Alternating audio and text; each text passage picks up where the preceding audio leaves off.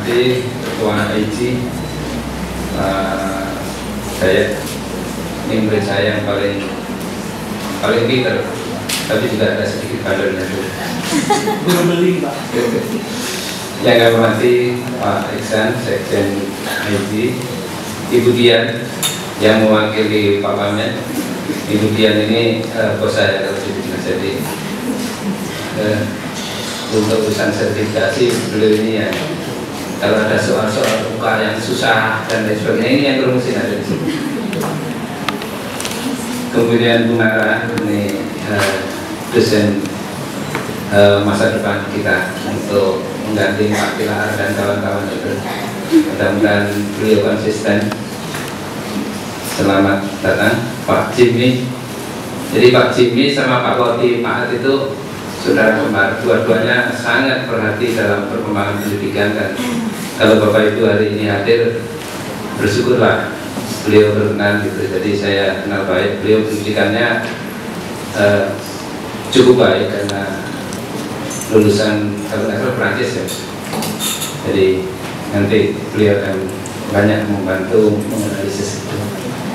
Juga Ibu Wija, terima kasih Bu telah bernostalgia kembali ke kampusnya. Nggak berubah ya Bu ya? Sudah banyak. Dibanding waktu UI dulu, mungkin semakin berantakan atau sebagainya. Kemudian Ibu Retno dan Ketua BEM serta Ibu Guru yang kami hormati. Pertama tentu saya menyampaikan permintaan maaf yang mengasihi saya ke sini, yaitu Pak Rektor. Beliau ke Jogja hari ini karena 40 hari yang lalu kakak kandungnya meninggal, dan hari ini tradisi Jawa itu istilahnya 40 hari. Jadi beliau harus datang ke Jogja, dan kemarin secara tergesa-gesa meminta saya untuk kesini. Mudah-mudahan tidak rugi jadinya. Jadi tentu kita tidak mau jadi orang yang merugi. Bisa memberikan satu minimal pencerahan bagi Bapak Ibu. Kalau dilihat dari tema kesiapan guru dalam menghadapi kurikulum baru, dan ambil S2 tesis saya tentang kemampuan adaptasi guru terhadap perubahan ilmu pengetahuan elektronika waktu itu saya spesifik. Jadi konsep adaptasi ini yang menjadi kunci. Guru harus adaptif. Apapun kebijakan pemerintah itu harus dijalankan, tetapi jangan tidak dikritisi. Harus dikritisi. Kalau menolak itu saya rasa tidak akan apa namanya. Ya kalau menunda waktu bisa, tapi kalau menolak perubahan kok rasanya tidak mungkin. Karena pada dasarnya ya kemajuan itu ada karena perubahan. Kalau tidak ada perubahan, tidak ada kemajuan. Jadi kayak syairnya Iqbal itu, aku ini adalah ombak lautan, aku ada karena aku bergerak, bila aku berhenti maka aku mati. Jadi kayak ombak itu, kalau ombak itu diem, nggak ada ombak itu. Kemajuan juga gitu, kalau nggak ada perubahan, nggak ada kemajuan. Jadi ini harus diyakini dulu untuk menghilangkan bahasa Jawanya cublio, apa cublio itu? Sebenarnya jelas terdengar. Kayaknya lebih enak itu.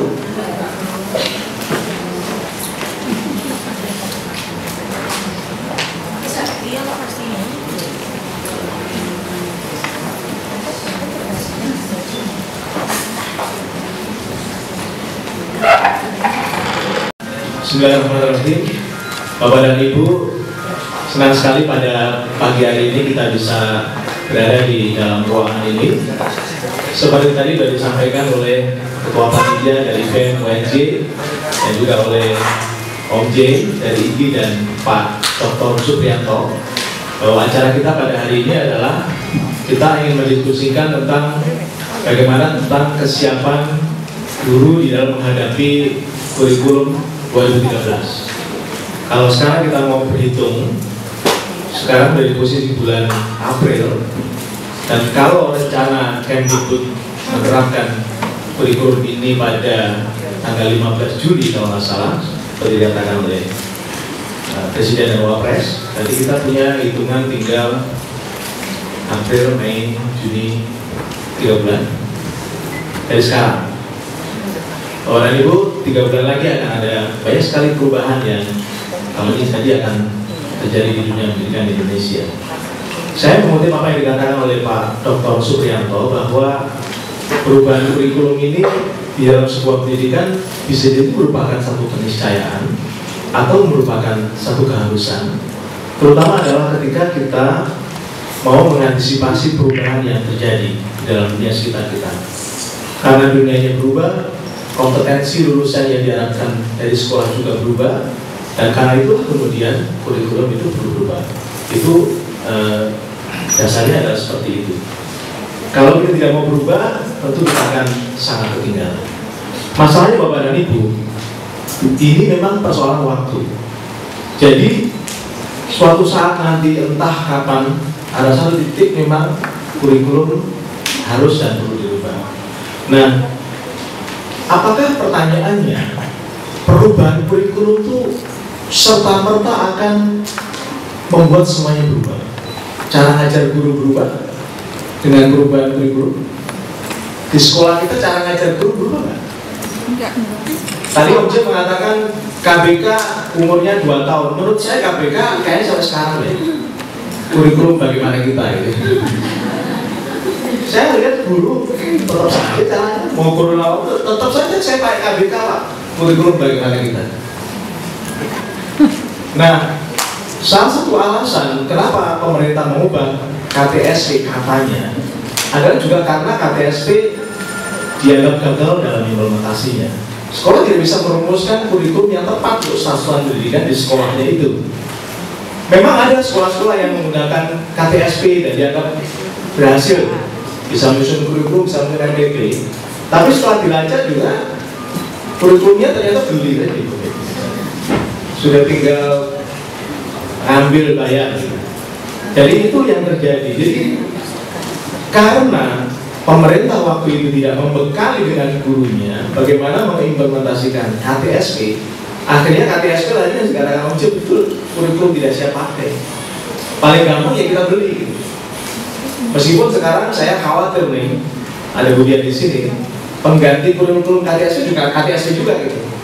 Kurikulum terapkan sekarang pokoknya gitu.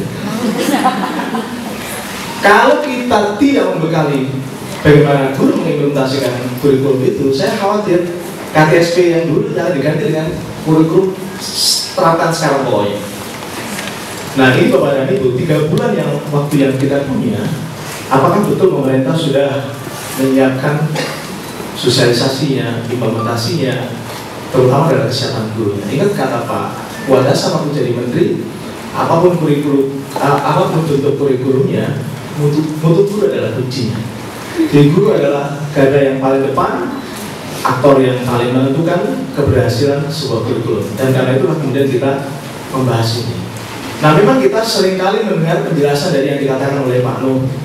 Kurikulum ini nanti guru tidak perlu lagi menyusun silabus dan RPP. Itu kalimat yang dikatakan Pak Nuh yang selalu mendapat sambutan hangat dari para guru. Terus kita tepuk tangan gitu. Terus harus bilang wow gitu. Bapak dan Ibu, kita nggak apa-apa loh membuat persiapan. Bahkan kita membuat persiapan akan kita lakukan. Lalu kita tinggal melakukan apa yang kita sudah persiapkan. Itu bukan satu keunggulan gitu. Nah kalau dikatakan juga bahwa, tapi akhirnya kemudian saya tidak tahu apakah ini bentuk dari kepanikan pemerintah atau kemudian pengototan dari Kemdikbud lalu membuat kata-kata begini.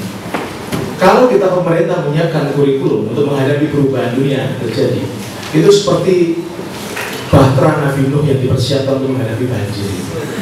Wah ini perumpamaan yang luar biasa sebenarnya.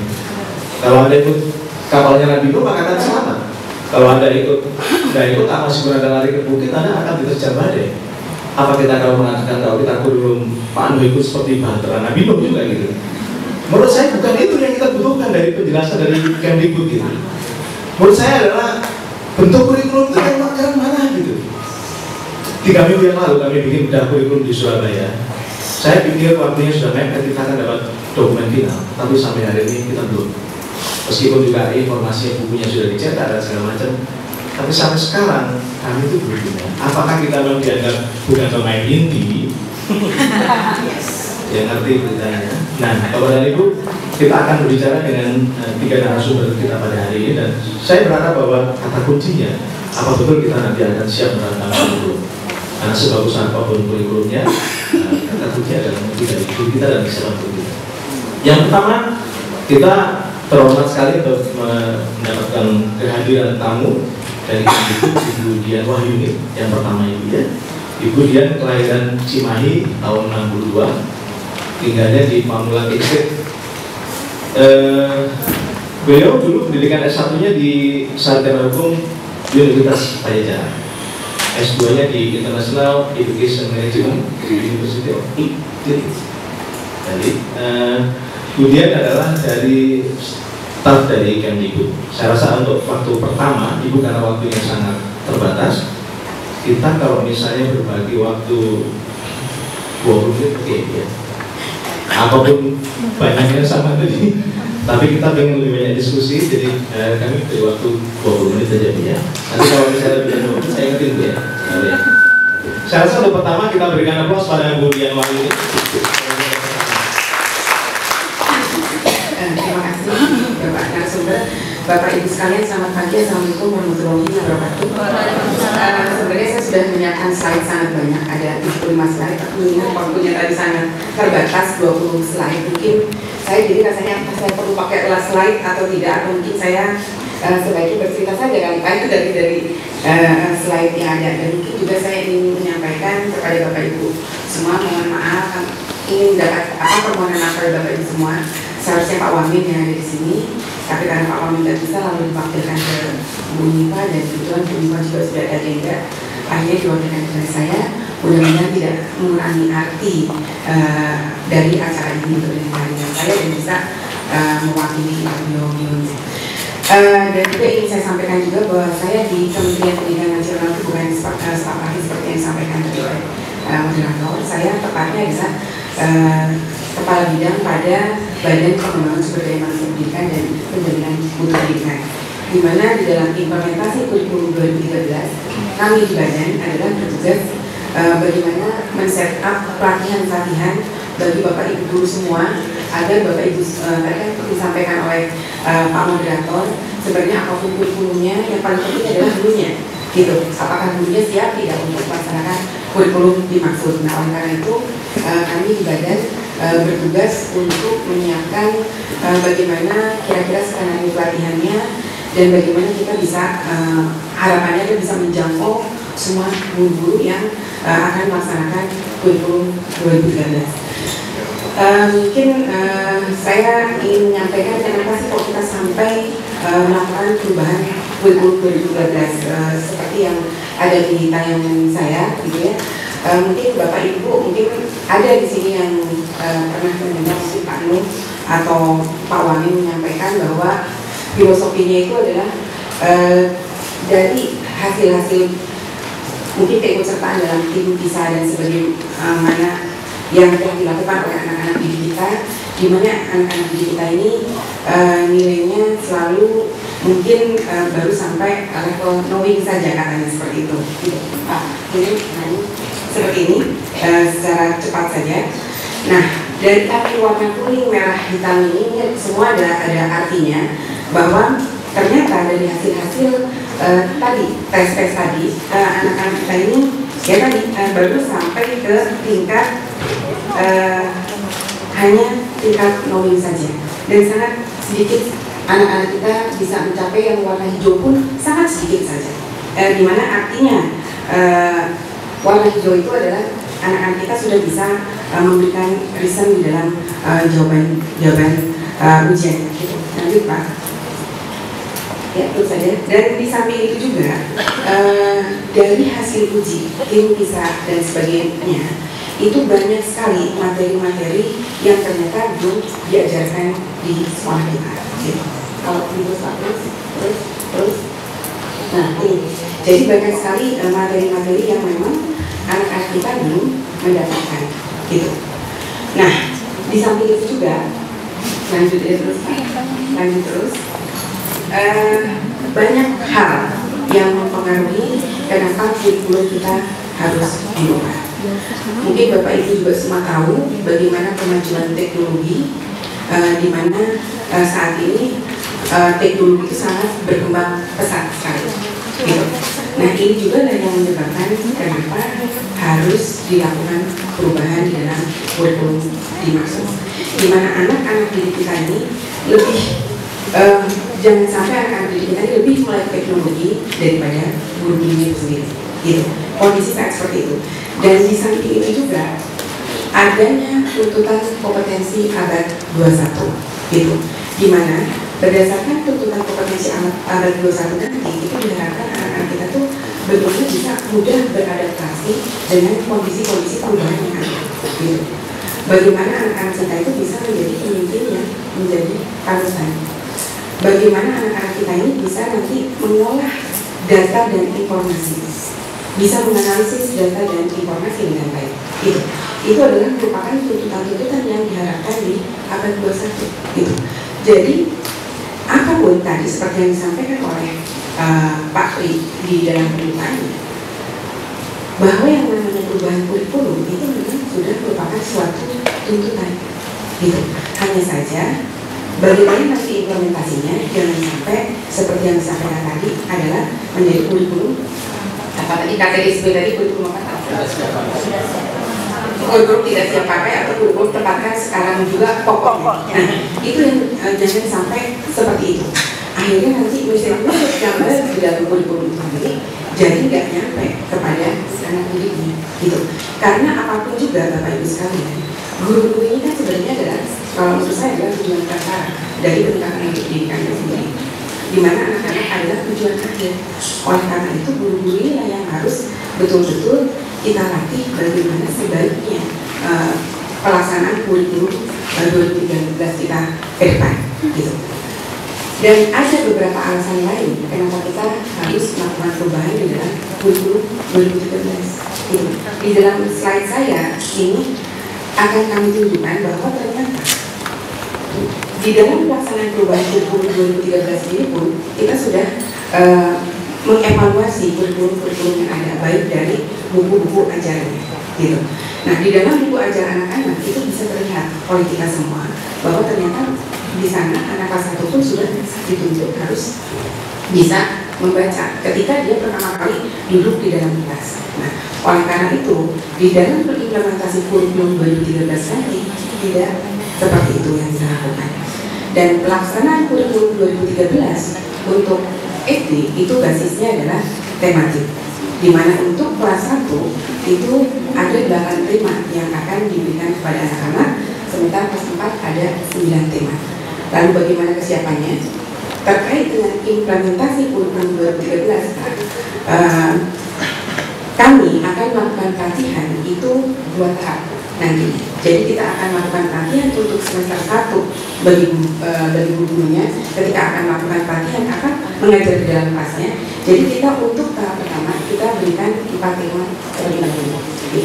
Nanti selanjutnya akan ada pelatihan tahap kedua, di mana di dalam pelatihan tahap kedua ini pelatihan untuk semester kedua. Tema-tema yang akan diajarkan di semester kedua sekalian kita mengevaluasi bagaimana pelaksanaan kurikulum yang sudah dilakukan pada guru-guru dimaksud.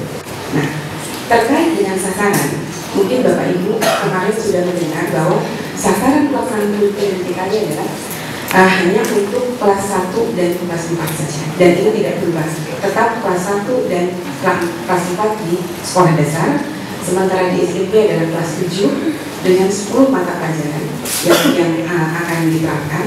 Sementara SMA adalah hanya 3 mata pelajaran saja, yaitu bahasa Indonesia, sejarah Indonesia, dan matematika. Dan itu pun untuk guru-guru di kelas 10. Nah, kemarin sasaran di dalam pelaksanaan pelatihan di dalam kurikulum tahap awal adalah 30% untuk SD, lalu 100% SMP, dan 100% SMA. Nah, terkait dengan hal ini kita sudah berdiskusi juga dengan Pak Wapres. Nah, terkait dengan sasaran ini ada perubahan gitu. Jadi untuk saat ini pelatihan kurikulum SD ini akan diberikan kepada 10% guru SD saja gitu ya, 10% sekolah dasar yang ada. Nah, untuk SMP ini akan diberikan kepada 20% SMP yang ada di Indonesia gitu. Walaupun ini kemarin masih ada perdebatan kemungkinan bisa SMP menjadi 7%, tapi sekarang masih 10% SMP, 20% SMP, SD 10%, dan SMA masih 100% dengan terbatas 3 mata pelajaran tadi. Nah, terkait sekolah-sekolah mana yang akan ditunjuk untuk pelaksanaan kurikulum 2013 nanti adalah kita mencoba kepada sekolah-sekolah yang betul-betul siap untuk melaksanakan kurikulum ini, karena kita juga tidak ingin pelaksanaan kurikulum ini nanti menjadi gagal gitu. Oleh karena itu kita lihat sekolah yang paling siap di dalam implementasi kurikulum tadi gitu. Nah, kita mencoba melihat dari akreditasi dari sekolah-sekolah dimaksud yang akan ikut di dalam implementasi kurikulum tadi.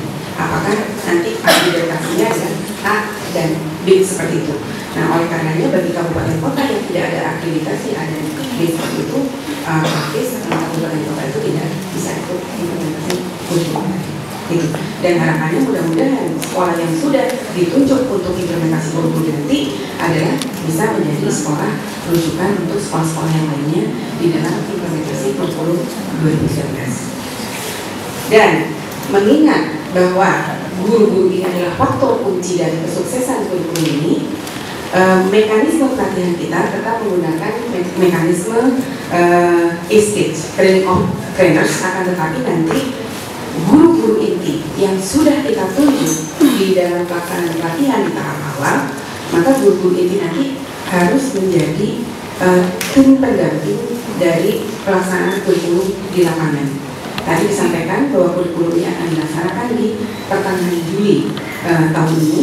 Nah, oleh karenanya guru-guru yang tadi sudah selesai dilatih, lalu guru-guru akan mengimplementasikan kurikulum di sekolahnya, maka nanti akan ada tim pendamping yang terus-terus mendampingi pelaksanaan kurikulum dimaksud gitu.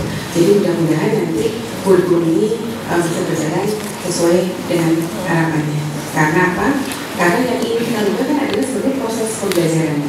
Jadi tadi dikatakan bahwa kurikulum dan problematikanya, gitu ya. Mungkin problematikanya ini adalah sebenarnya sebagai tantangan itu bagi kita semua. Bagaimana supaya kurikulum ini bisa benar-benar bisa dijalankan sesuai dengan message dari awal yang seharusnya. Gitu. Mungkin itu saja yang bisa saya sampaikan. Mungkin saya lebih suka kalau kita nanti diperdalam di diskusi saja. Itu saja. Terima kasih untuk diperdalam. Wassalamualaikum warahmatullahi wabarakatuh. Berikan pos untuk Ibu Dian. Beliau ternyata yang mengambil separuh dari jatah yang diberikan moderator 10 menit. Tapi nggak apa, nanti kita akan beliau simpan waktunya untuk nanti tanya jawab dengan kita. Tadi ada hal yang baru, ternyata hanya 20% SMP ya, 10% SD, dan kalau SMA 100%. Ya, baik. Saya rasa kita akan punya banyak sekali pertanyaan untuk beliau.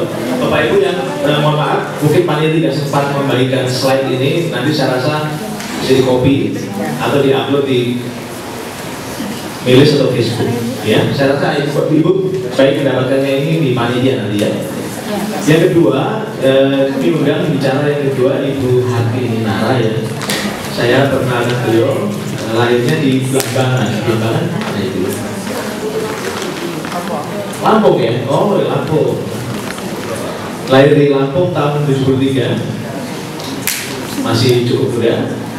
Beliau tinggal di Cibubur dan hobinya membaca, berdiskusi, puisi juga ya. Sudah disusun puisi kurikulum 2013 belum? Beliau dosen tetap di Fakultas Ilmu Pendidikan. Dulu S1-nya di Jakarta, S2-nya di Psikologi Pendidikan UI, S3-nya sekarang di Teknologi Pendidikan UNJ. Sekarang sudah tahap disertasi, jadi beliau calon doktor di UNJ. Bu Hanti ini waktunya sama ya Bu, 20 menit, terserah mau di diskon 10 menit juga boleh. 20 menit dari sekarang, tapi nanti kita akan banyak diskusi dengan Ibu Hanti ini. Terima kasih. Bismillahirrahmanirrahim. Assalamualaikum warahmatullahi wabarakatuh. Selamat pagi menjelang siang semuanya. Selamat pagi menjelang siang. Saya senang sekali, bahagia sekali bisa bertemu dengan guru, karena saya juga guru, keluarga besar saya guru, dan suami saya guru. Jadi saya sangat appreciate dengan menyapa guru-guru yang luar biasa ini. Hidup guru Indonesia! Hidup! Sekali lagi, hidup guru Indonesia! Hidup! Terima kasih. Jujur saja Bu Dian, saya amat sangat sedih dan miris ketika beberapa waktu lalu membaca Bapak pimpinan kita, Bapak Emno, menyatakan statement beliau mengatakan bahwa yang menolak kurikulum 2013 itu bukan pemain inti, bukan pemain inti. Saya terkaget-kaget juga, kenapa ucapan ini sampai keluar dari seorang menteri yang justru harusnya banyak memperjuangkan orang-orang yang inti ini. Jadi yang di hadapan kita ini adalah inti, guru. Pembelajaran tidak akan mungkin bisa berjalan, tidak bisa menghasilkan manusia berkualitas manakala tidak ada orang-orang inti yang ada di hadapan kita hari ini. Jadi guru-guru Indonesia adalah inti dari kehidupan itu sendiri. Saya agak bingung ketika dikatakan yang inti itu adalah Muhammadiyah tidak menolak, NU tidak menolak, pendidikan Kristen tidak menolak. Saya agak bingung dengan pernyataan tersebut. Justru yang menolak guru-guru sekolah negeri, SMP, SMA yang ada di Jakarta, ada di Indonesia, itu dikatakan tidak inti. Padahal mereka pelaksana di lapangan itu sendiri. Dan inti pendidikan adalah guru. Ya itu.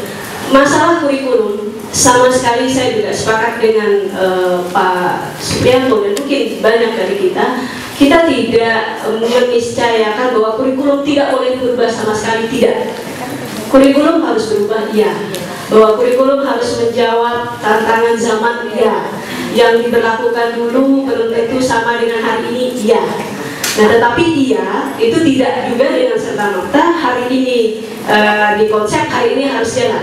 2012 akhir itu diperkenalkan dengan katanya sudah diuji publik hanya dari PPT yang ada di internet itu, kemudian juri harus dilaksanakan, dan sampai April hari ini buku sendiri belum siap, anggaran berubah-ubah dari waktu ke waktu, terakhir dari 2,49 triliun tersebut, kemudian kesiapan guru di lapangan yang juga tidak jelas sampai hari ini. Nah ini ada banyak sekali persoalan. Ya, mungkin saya akan coba lihat persoalan-persoalan mendasar di dalam kurikulum 2013. Mohon Mas slide-nya. Oke. Ya, ini kita sudah sama-sama tahu lah, pada akhirnya muara dari pendidikan kita nantinya akan ke sana. Lanjut saja langsung. Ya, ini barangkali akan kita bicarakan karena waktu saya tidak banyak. Pertama, persoalan-persoalan di dalam kurikulum 2013. Yang saya katakan, dan saya dari awal ketika muncul isu ini agak terheran-heran, karena kurikulum ini sendiri muncul ujuk-ujuk, gitu, bahasa apa ya, ujuk-ujuk tiba-tiba, gitu. Kita tidak pernah mendengarnya, tiba-tiba di 2012 akhir muncul isu akan berubah kurikulum di 2013. Dan ini tidak melalui riset dan evaluasi yang cukup mendalam terhadap pelaksanaan kurikulum sebelumnya. Contoh kecil gitu, ketika kita ingin melakukan sebuah perubahan di kami di teknologi pendidikan itu ada model riset R&D, model riset dan pengembangan, di mana suatu model baru yang akan kita terapkan itu tidak bisa dengan serta-merta langsung diterapkan, tetapi ada banyak langkah-langkah di sana sebelum kita menemukan masalah, sebelum kita menganalisis masalah di lapangan itu seperti apa. Banyak sekali hal yang perlu dilakukan di sana, kemudian dilakukan riset pendahuluan dulu, diuji cobakan dulu di kelompok-kelompok kecil, baru diuji cobakan ke lapangan dan sebagainya. Itu prosesnya sangat panjang. Itu untuk mencoba menerapkan model-model pembelajaran yang sederhana saja.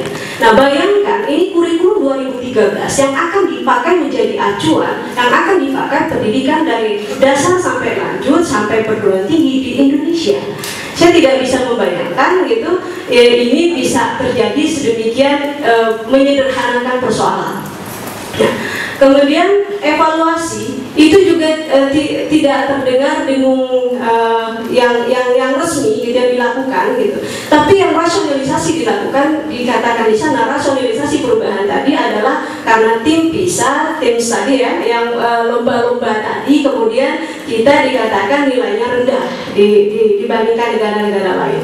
Nah, persoalannya begini, kalau misalnya hasil dari pendidikan pada saat perlombaan itu rendah, apakah gitu kita tidak melihat pelaksanaannya di lapangan?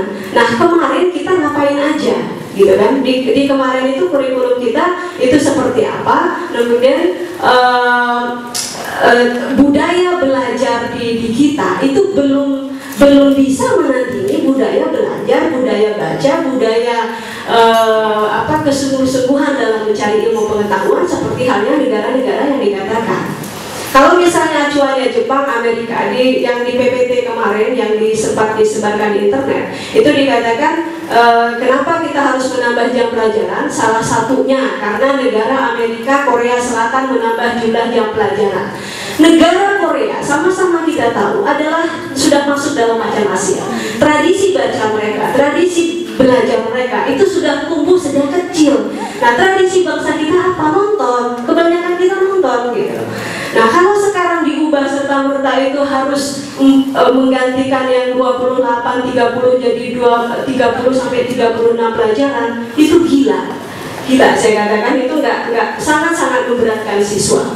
Karena tadi katakan di SD itu memang mata pelajaran diciutkan menjadi lebih sedikit, tapi jam pelajaran ditambah.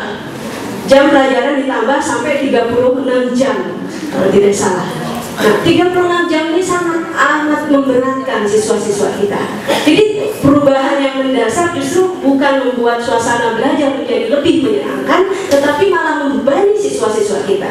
Anak-anak kecil itu akan kehilangan masa bermain mereka. Sekarang aja sudah sulit, sudah susah mereka ngikutin. Anak-anak kecil itu sudah ngeluh. Anak saya termasuk yang ngeluh. Kelas 1 saya lihat sudah hitung campur, matematika yang sudah sangat abstrak sekali, sudah diberikan di kelas 1. Nah, kalau melakukan perubahan bukan begini caranya gitu loh. Perubahan yang oke, materi lebih disederhanakan ya gitu. Tetapi bukan jam juga ditambah.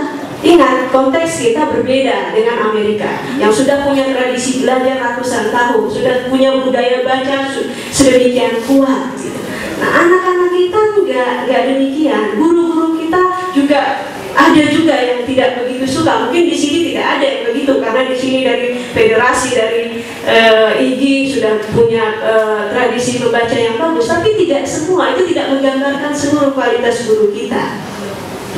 Kemudian ketidaksiapan guru sangat mendadak, sangat mendadak. Nah, yang saya anggap sangat tidak siap, ketidaksiapan ini ketika merubah mindset guru dari yang tadinya hanya mengajarkan misalnya matematika saja, hanya mengajarkan IPA saja, hanya mengajarkan sejarah saja, bahasa Indonesia saja, tiba-tiba harus dirubah sedemikian cepat. Guru harus jagoan gitu mengajarkan semua mata pelajaran itu dari kelas 1 sampai kelas 6.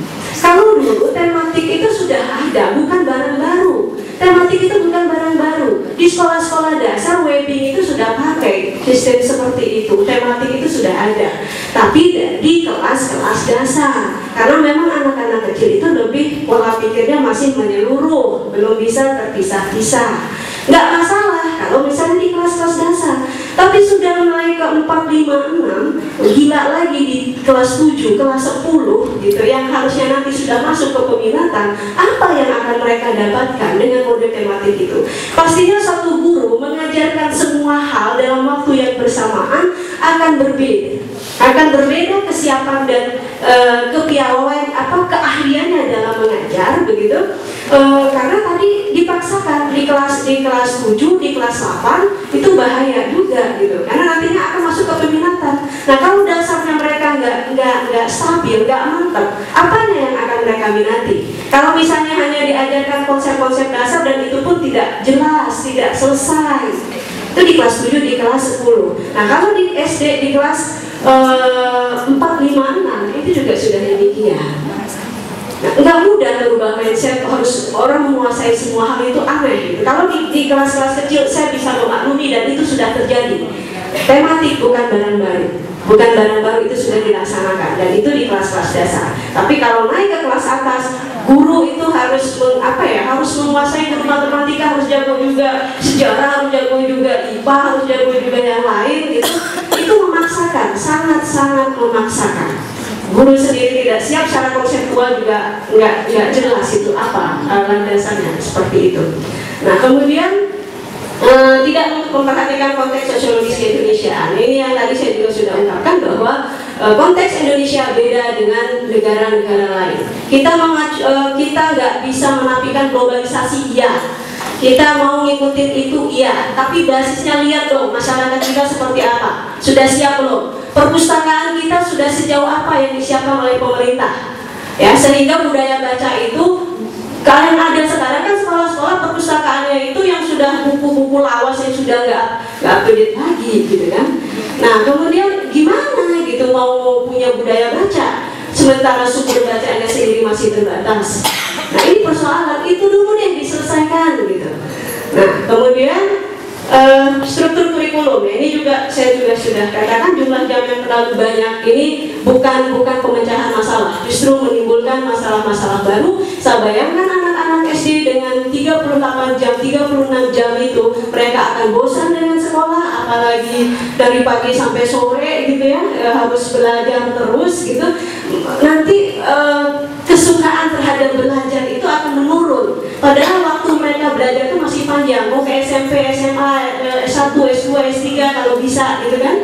Nah, ini kelas 1 aja mereka sudah bosan, nanti ngadar kelas 6, kelas SMP udah gak mau sekolah lagi karena sekolah tidak menyenangkan. Belum lagi kalau misalnya menghadapi guru yang frustasi, harus mengajarkan segala macam hal dalam waktu yang bersamaan, akhirnya dia tidak piawai. Ketika dia tidak piawai, psikologisnya bermasalah, ngambek, ngamuk-ngamuk, anak orang dimarahin. Nah, ini jadi masalah lagi gitu kan. Kita akan masukkan guru yang problem nanti di lapangan. Nah, kendala tematik di kelas lanjut juga demikian. Ini malah lebih parah lagi karena justru di SMA itu di kelas 1 itu konsep-konsep dasar itu harus sudah selesai, nggak bisa digabung-gabung lagi gitu karena mereka nanti akan menjadi dasar ketika akan masuk ke peminatan. Kalau mereka minatnya sudah tumbuh di kelas 10 itu akan bagus nantinya. Tapi kalau dengan tematik malah nggak jelas konsepnya nanti. Nah, kemudian ciri khas Indonesia direduksi dalam pulau. Nah, ini hanya beberapa daerah saja yang saya baca. Terakhir katanya hanya yang diakui bahasa daerah itu Jawa dan Sunda. Persoalannya apakah Indonesia ini hanya Jawa dan Sunda? Gitu kan? Nah, terus bagaimana? Bali itu udah ngamuk gitu kan? Bali mahasiswanya sudah marah gitu kan? Aceh kemarin sudah bikin benderanya sudah muncul lagi gitu kan? Nah, ini saya membayangkan ini justru disintegrasi gitu kan? Yang selama ini harusnya bahasa-bahasa daerah itu menjadi puncak kebudayaan nasional kita, dengan adanya seperti ini kan jadi justru disintegrasi ya, bibit-bibit disintegrasi yang akan muncul. Kemudian afektif psikomotorik, ini yang katanya kekuatan dari kurikulum 2013, penekanannya di sisi afektif dan psikomotorik. Ya, kalau ini menjadi tekanan, saya pikir ini sudah lama. KPK juga bicara psikomotorik, juga bicara afektif. Ranah Bloom itu sudah lama sekali ngomong tentang ini. Hampir semua guru aneh kalau nggak tahu tentang kawasan kognitif, kawasan afektif, kawasan psikomotorik. Nggak usah lagi ngomong ini. Ini barang lama, ya, barang lama. Nah, persoalannya sekarang, afektif dan psikomotorik itu diimplementasinya seperti apa? Afektif tidak bisa jujur dikatakan jujur adalah olahraga yang terjadi hari ini. Siswa-siswa kita diajarkan konsep tentang berapa luas lapangan bola, berapa tinggi net, berapa ukuran lapangan, itu yang diajarkan.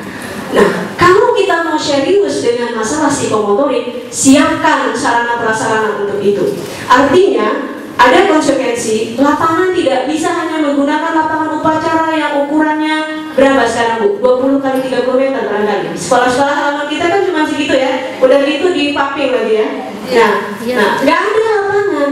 Gimana mereka mau main bola dengan nikmat, mau main basket dengan nikmat, mau segala macam. Yang ada lapangan untuk upacara di situ, untuk main di situ, untuk segala urusan gitu. Hadirnya di situ, ada bazar juga di situ gitu kan. Jadi ini bullshit, nggak mungkin terjadi. Psikomotorik itu akan berkembang dengan baik, dan itu nggak bisa hanya selesai dengan buku. Kalau konsep di buku itu sudah beres. mensiasatinya dengan hanya belajar teori dan teori gitu. Kita udah nggak butuh itu. Negara-negara maju, coba perhatikan bagaimana fasilitas sekolah mereka ketika mereka concern dengan yang namanya psikomotorik, itu disediakan lapangan, sarana prasarana yang memadai, ya, yang sekualitas, bahkan kolam renang sekualitas olimpiade ada gitu.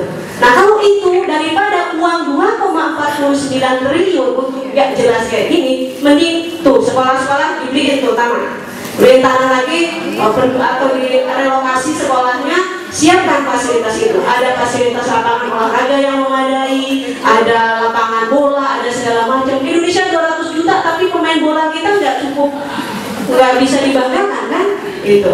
Karena apa? Lapangan untuk latihan juga nggak ada, udah perumahan gak nyiapin gitu kan, RTH kita nggak punya ruang terbuka hijau gitu, sekolah juga tidak memfasilitasi itu.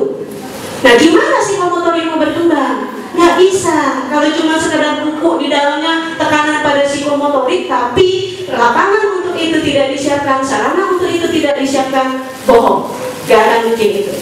Nah kemudian afektif juga demikian. Afektif, sejauh mana sekolah sarana-sarana yang ada menumbuh kembangkan, menumbuh suburkan afektif siswa kita? Ada nggak fasilitas untuk itu? Ada nggak ruang-ruang yang disiapkan misalnya untuk kegiatan-kegiatan yang siswa itu bisa mengapresiasi seni dengan baik? Ada nggak buku-buku bacaan disediakan, novel-novel yang bermutu di perpustakaan kita? Ada nggak banyak event-event yang membuat siswa-siswa kita bisa tumbuh kepekaannya? Nah itu percuma kalau cuma sekedar afektif, tetapi nggak ada sarana untuk itu. Nah, mana sekolah kita punya nggak sih gamelan? Hampir-hampir sekolah paling 1-2 yang punya nggak sih angklung? Sampai angklung diakui sama Malaysia, gitu kan? Nggak ada gitu. Kita bicara seni, angklung adalah, nggak bisa angklung adalah. Siswa itu harus megang angklungnya, siswa itu harus merasakannya, siswa itu harus terlibat, dan itu sarana prasarana itu harus ada. Tidak bisa tidak. Kalau benar-benar mau concern psikomotorik dan afektif itu harus dikembangkan. Kembali lagi ke format di Hajar Dewantara, asah rasa, asah raga, asah pikir gitu kan ya, karsa. Oke, ya. Nah, ini tadi kurikulum yang sampai jamnya bisa lihat ya, sampai 36 dan terus lanjut. Nah, ini Piaget juga mengatakan di SD itu masanya itu belum bisa lah dijejali dengan segala macam konsep sebanyak itu gitu. Baru pre-operasional dan konkret operasional lah, paling bermain di sana gitu. Nah kemudian dengan tadi jumlah pelajaran dan isi pelajaran yang gila-gilaan dengan standar PISA, dengan standar TIMSS tadi gitu, itu menyiksa anak-anak kita, menyiksa psikologis anak-anak Indonesia pada akhirnya. Ya lanjut, terus langsung saja. Nah ini yang saya katakan, penyiapan guru itu membutuhkan waktu lama. Nggak bisa hanya dengan 1 kali pelatihan, kemudian guru itu udah bisa ngajar semuanya. Ngajar IPA, ngajar IPS, ngajar segala macam yang tadi mau ditematik itu kan, mau diintegrasikan gitu kan. Nah itu dengan hanya 1 pelatihan selama bulan, katanya pas liburan nanti gitu. Nah kalau itu yang terjadi, itu sangat benar-benar dipaksakan, dan pastinya itu hanya melaksanakan proyek saja, tidak akan ada hasil yang optimal. Kemudian dana anggaran 2,49 triliun itu dana milik rakyat, sumbernya APBN. Bahkan gaji kita sebelum kita terima sudah dipotong. Berapa persen Bu? Ada yang 25%, ada yang 5%, 10%. Bahkan keringat buruh ada di dana APBN itu. Buruh juga terima struk gaji, nggak pernah utuh kan? Mereka terima itu sudah dipotong PPN kan? Nah itu yang akan digunakan untuk biaya poya-poya kurikulum 2013.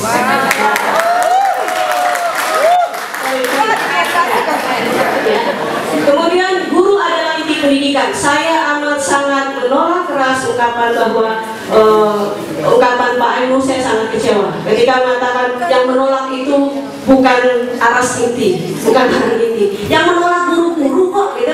Guru-guru di lapangan pelaksana inti. Nah jadi nggak benar, jadi bahwa Muhammadiyah punya sekolah, bahwa NU punya sekolah, pendidikan Kristen punya sekolah, tapi mereka tidak mewakili guru, tidak representasi bahwa Indonesia itu adalah 3 ormas ini. Ya, justru guru-guru yang dari beragam, ada yang guru agama Kristen, Buddha, Hindu, segala macam, inilah yang harus didengar oleh beliau. Kemudian kembali ke masa Orde Baru, yang katanya, oh yang tadi yang jadi jualan ya Pak ya, yang katanya, oh enak sekarang karena guru-guru nggak perlu lagi menyiapkan silabus. Zaman Orde Baru juga kebijakannya dari atas ke bawah kayak gitu kan, hasilnya ya kayak kita ini. Nah jadi justru guru kreatif itu ya dia yang harus membuat gitu kan.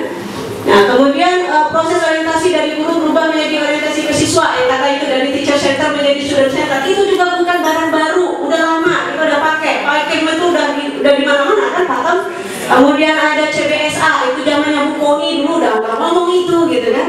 Nah masalahnya tadi pelaksana di lapangan mau nggak pakai gitu kan, kalau gurunya nggak mau pakai mau dia Pak sehebat apapun dia akan ada gunanya juga itu konsep. Kemudian tidak berkembang. Kenapa di kelas-kelas tidak bisa berkembang? Guru jadi tidak kreatif. Karena kita ujungnya dibenturkan dengan yang namanya evaluasi, yang namanya ujian nasional. Nah, ketika ujian nasional, guru dituntut kejar target, ya nggak bukan? Ya. Disuruh nyiapin, udah kelas 6 itu mau di-drill kan, siswa-siswa kita di-drill untuk bisa lulus dengan nilai UN yang bagus. Kalau nggak bagus, nanti ibu dimarahin sama kepala sekolah dimarahin sama pengawas, gitu kan, terus ke sana, gitu kan. Makanya sampai ada sekolah, tapi nggak mau dimarahin, bocorin itu soal, gitu kan.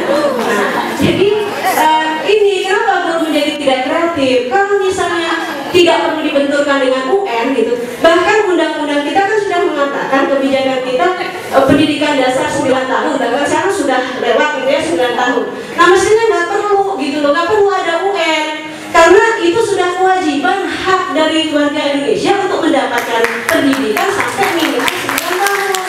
Jadi kenapa lagi harus dievaluasi dengan UN segala macam itu? Lagi-lagi proyek lagi karena ada duit banyak di sana. Nah jadi saya ingin gariskan bahwa saya tidak menolak perubahan. Ya, saya tidak menolak perubahan ya, tetapi perubahan yang memang dipersiapkan dengan matang, perubahan yang memang nantinya itu tidak mengorbankan banyak orang dan tidak hanya sekedar melaksanakan proyek-proyekan. Ya, jadi lebih baik 2013 kalau masih mungkin gitu ya, kalau masih mungkin, makanya kalau ngomongnya si Pak Emu ini sudah harus gitu kan, harus sudah nggak bisa lagi gitu. Saya nggak ngerti apa yang mengharuskan, apa berilham dari atas gitu yang sudah mengharuskan gitu. Kayaknya produk manusia sudah nggak bisa diubah lagi gitu kan, padahal produk ini muatan salahnya masih banyak sekali.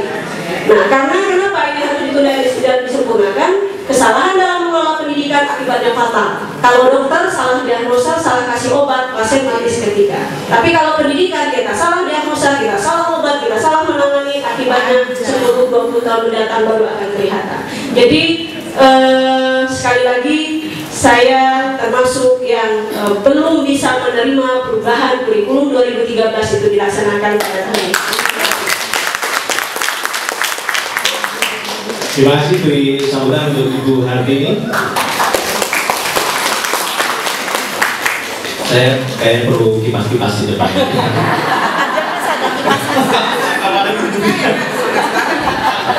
Udah boleh panas, AC-nya bisa didinginkan. Jadi gimana Bapak Ibu? Ini diskusi pemain cadangan atau pemain inti sebenarnya? Kemarin yang dikatakan pemain inti NU Muhammadiyah pendidikan Kristen, tapi Pak Din sudah mengatakan Muhammadiyah sebenarnya tidak dalam posisi mendukung atau menolak. Jadi nampaknya dia sudah boleh mundur dari pemain inti juga. Tapi kawan, nanti kalau pemain inti mundur semua pemain cadangan menggantikannya. Pak Ihsan, ini Majelis Pendidikan Kristen juga sudah menolak ya Pak? Wah, jadi tinggal satu pemainnya ya. Kalau ada pemain sepak bola, biar kemudian tambah panas nih. Pemainnya cuma satu. Kita lawan pemain bola, meskipun pemain lawan cuma satu, Cristiano Ronaldo melawan anak SD 11 orang, rasanya memang 11 orang gitu. Enggak, saya tidak dalam posisi menanggapi, saya hanya moderator, hanya membuat suasana lebih panas saja. Saya pengen nanggapi tapi saya jadi moderator, jadi saya nggak bisa, ini gimana ya Om Jeng? Oke, saya akan undang bicara yang ketiga, Pak Jimmy Pak, doktor dari UNJ. Saya nggak tahu Pak Jimmy nanti akan menyiram bensin di dalam panas atau bawa es batu sehingga kita lebih mengganggu. Pak Jimmy kelahiran Tomohon, Manado tahun 56. Sekarang beliau tinggal di Cibubur. Beliau adalah staf pengajar di jurusan bahasa Prancis. Aktif di sekolah tanpa batas dan di koalisi pendidikan. Beliau dulu S1-nya di bahasa Prancis di Jakarta, S2-nya di School Linguistique Universitas Paris, dan S2-nya juga S2 juga di Sosialisasi Pendidikan di Universitas Paris juga. Sama-sama S2-nya, double. Oke. Saya rasa waktunya sama Pak, 20 menit, jadi kita akan diskusi nanti. Pak Jimmy silakan.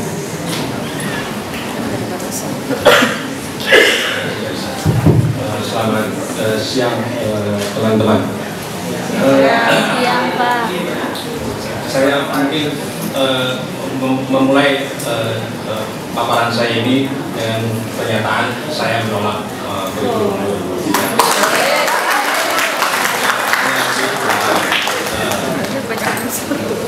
Serang dulu baru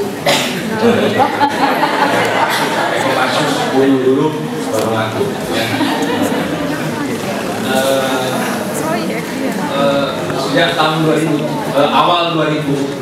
akhir 2012 dilemparkan oleh Kemendikas itu perdebatan selalu langsung muncul, perdebatan, dan kita paling mudah perdebatan baik formal kritis, misalnya tidak dari Kompas, di media Indonesia, di koran Tempo misalnya, itu semua muncul, dan di media elektronik juga muncul. Nah, tentu saja banyak sudah yang menulis seperti saya katakan tadi, dan ditanggapi juga oleh kementerian, khususnya oleh Pak Muhammad Nuh. Di Kompas kita menanggapi paling tidak tulisannya Abdul Zen 2, Ibu Eli, kemudian Pak Acep dari ITB, dan Pak Bilarjo, fisikawan dari Satya Wacana. Nah, yang menarik tanggapan dari Pak Nuh saya kutip misalnya dari Kompas, ditulis paragraf terakhir saja yang tulisnya dia katakan misalnya begini: baiknya memahami dahulu konstitusi kompetensi dalam kurikulum sesuai koridor yang telah digariskan Undang-Undang Dasar Sisdiknas sebelum mengkritik. Saya garis bawahi sebelum mengkritik. Paragraf ini bisa kita baca misalnya tulisan orang nomor 1 di Jalan Jenderal Sudirman Tamrin 45 ini menunjukkan bahwa pengkritik tidak paham kurikulum 2013. Menarik juga misalnya saya terakhir misalnya tulisannya Bambang Kaswanti, linguis Indonesia yang terkenal di luar negeri misalnya, dan juga linguistik aplikasi, tulisan yang terakhir mungkin kalau dianggap oleh menteri juga tidak paham, rasanya boleh saya katakan, maaf saya katakan, menteri kita ini lebay. Nah, ketika saya diundang panitia untuk membahas ini, teman saya mengatakan jangan-jangan saya dianggap juga membahas yang tidak paham. Nah, untuk menghindari, saya bilang teman saya, ya terserah, dibilang tidak paham juga tidak apa-apa, saya bilang, tapi untuk menghindari itu tidak paham, kelihatan tidak paham, saya hanya mau membahas dari naskah akademiknya saja. Naskah akademiknya yang saya dapat dari Mbak Retno, yang diperoleh dari Pak Ferdian Sah dari anggota Golkar di Komisi 10. Nah, untuk memperlihatkan bahwa saya memang membaca, saya menyebutnya raut baca naskah akademik. Naskah akademik ini 109 halaman, termasuk yang dikutip oleh Ibu Dian tadi ada di dalam naskah ini, di halaman sekitar halaman 33, 34, 35 ya. Nah, 109 halaman itu terdiri dari dua halaman kata pengantar dari Pak Profesor Dr. Haile Anwar, Kepala Badan Penelitian, kemudian daftar isi 2 halaman, kemudian isi yang terdiri 8 bab 99 halaman, daftar pustaka 6 halaman dengan buku 46 dan 10 dokumen peraturan undang-undangan. Dari 46 buku menjadi daftar pustaka, yang menjadi daftar pustaka 17 buku yang memiliki kata kurikulum. Jadi 17 buku dari Pak Luna, kurang dari setengah sebenarnya untuk mengacu pada kurikulum. Kemudian saya lihat lagi dari 17 buku itu kira-kira 4 buku saja yang kira-kira tahun 2000-an. Saya terpaksa saya melakukan ini alam memeriksa skripsi mahasiswa. Dan selebihnya dari 17 yang pakai kata kurikulum itu kira-kira selebihnya itu tahun 90-an dan 80-an. Nah, coba saya lihat lebih jauh lagi raut wajah ini, saya megang raut wajahnya itu saya melihat misalnya saya kebetulan tidak punya bukunya, tapi saya yang mencoba menerka saja dari judul ya, menerka dari judul. Saya mencari-cari mana buku-buku yang pakai teori-teori kurikulum ya. Saya baca Mrs. Ciro ini judulnya dari sini kurikulum teori, komplexing dan sebagainya tahun 2008. Kemudian ada Tanner, dan Tanner itu memang dibaca semua orang yang belajar pendidikan baca buku Tanner. Tapi yang baca buku belajar kurikulum lah tahun 80-an buku Tanner. Dan kemudian Subas juga orang baca gitu ya. Jadi nggak ada yang aneh dari buku acuan mereka yang buku teori kurikulum ini. Nah, kemudian saya lihat lagi di bab ini di bagian filosofinya kan gitu ya. Bagian filosofinya saya lihat di situ ada penjelasan tentang 4 filosofi perennialisme dan sebagainya itu. Saya mau mencari di buku ada kira-kira 3 buku yang langsung berjudul itu, tidak ada. Jadi dengan kata lain menggunakan teori itu atau konsep itu diambil dari buku lain, bukan buku langsung yang pakai judul itu. Misalnya saya sebut tentang rekonstruksionisme, nggak ada pakai buku langsung yang judulnya rekonstruksionisme misalnya. Itu sedikit gambaran dari raut wajah. Nah, sekarang saya mau masuk ke saya sebutkan tulang dan daging naskah akademik. Bagaimana sih tulang dan dagingnya ini? Tulang dan dagingnya ini saya lihat misalnya landasan kurikulum. Sebenarnya saya hanya mengulang apa yang sudah dilakukan oleh Pak tanggal 5 Januari 5 kemarin, itu tulisan Pak Doni. Doni Kusuma. Saya hanya mengikuti sebenarnya. Saya sepakat dengan dia. Sepakat mengatakan bahwa landasan filosofi kurikulum, filsafat kurikulum pendidikan ini. Jadi kita melihat landasannya, ini yang dasarnya, yang melandasi kurikulum ini.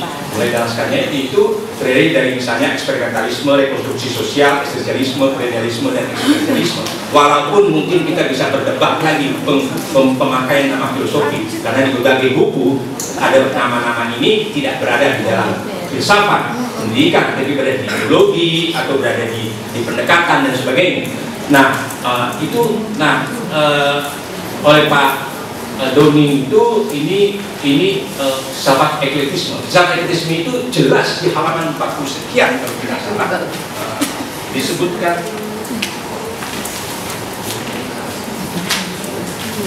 mengacu kepada halaman 47-48 memang pembuat naskah akademik ini, saya tidak tahu pembuat naskah akademiknya itu ketika Ramon sudah jadi ketua Kuskur atau belum, saya tidak tahu, atau mungkin Harry juga yang buat ini. Saya sebut nama dengan nama, tidak sebut Bapak dan Mas karena kebetulan saya kenal kedua orang itu ketika mahasiswa di sini. Nah, di sini dijelaskan memang mereka menggunakan kurikulum baru memanfaatkan setiap penggunaan filosofi menjadi satu yang bersifat eklektik. Yang tadi saya katakan, itu bilang itu banyak kelemahannya.